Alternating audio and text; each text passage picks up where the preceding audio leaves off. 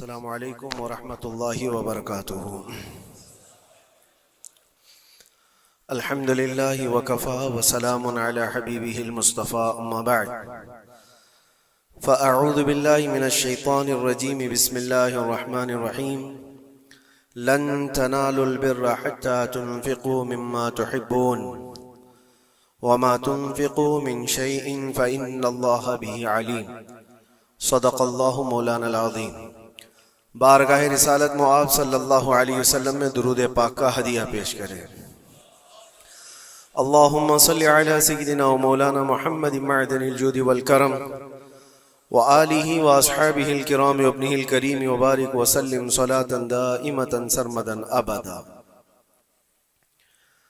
اسلامی مہینوں کا یہ آخری مہینہ ذی الحجۃ الحرام، اور اس کے بعد پھر پہلا مہینہ محرم الحرام دو عظیم قربانیوں کو یاد دلاتا ہے، اور خاص طور پر قرآن عظیم کی ایک آیت میں نے آپ کے سامنے رکھی۔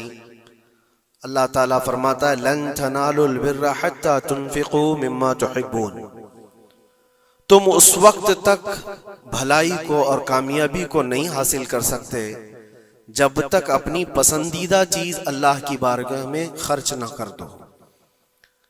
اللہ تعالیٰ کی بارگاہ میں جب تک اپنی پسندیدہ چیز قربان نہیں کرتے تم اس بڑی کامیابی کو نہیں حاصل کر پاؤ۔ یہاں حکم اس لیے ہے کہ انسان کے نفس کو مارنا ہے، ختم کرنا ہے۔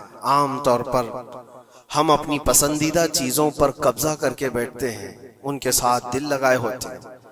اسی وجہ سے حضرت سیدنا ابراہیم علیہ السلام سے جو قربانی مانگی گئی تو وہ جانوروں کی یا ان کے گھر بار کی یا کسی چیز کی نہیں، بلکہ آپ کے اس عزیز بیٹے کی جو 90 سال کی عمر میں پیدا ہوا۔ حضرت ابراہیم علیہ السلام کی عمر تقریباً 90 سال کی تھی جب آپ کے گھر حضرت اسماعیل علیہ السلام کی ولادت ہوئی، جس کو اتنے لمبی مدت کے بعد، انتظار کے بعد بیٹا پیدا ہوا ہو تو پھر وہ اپنے اس بیٹے پر کیسے جان چھڑکتا ہوگا، کتنی محبتیں اس کے ساتھ ہوں گی، باپ کی بھی اور ماں کی بھی۔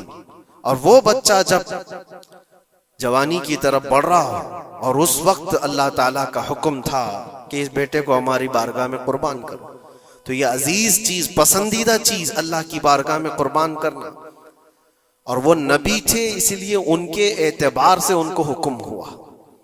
نبیوں کا ایمان سب سے اعلیٰ ہے اور ان کا امتحان بھی سب سے بڑا ہوتا ہے۔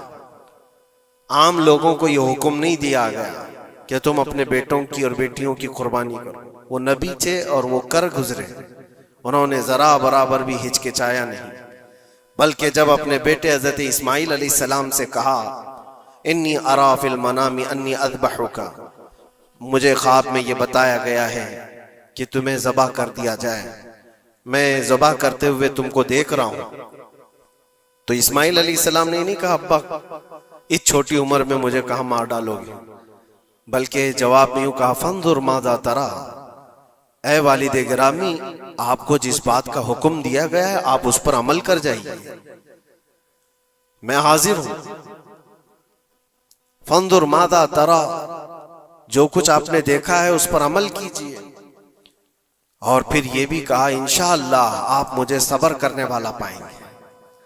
اور ہوا وہی کہ اسماعیل علیہ السلام کو لے کر جب حضرت ابراہیم علیہ السلام قربان گاہ میں گئے تھے تو اسماعیل علیہ السلام نے خود کہا تھا اپنے باپ سے کہ اپنی آنکھوں پر پٹی باندھ لے، کہیں مجھے ذبح ہوتے ہوئے دیکھ کر آپ کے دل میں پھر سے وہ محبت نہ جاگ جائے جو بیٹے کی محبت ہوتی ہے، اور پھر اللہ کے حکم سے پیچھے نہ ہٹ جائیں۔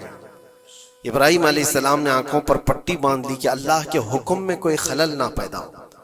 اپنی عزیز چیز، پسندیدہ چیز جب آدمی قربان کر رہا ہوتا ہے تو بہت ہچکچاتا ہے، کتنے خیالات اس کے پاس آتے ہیں۔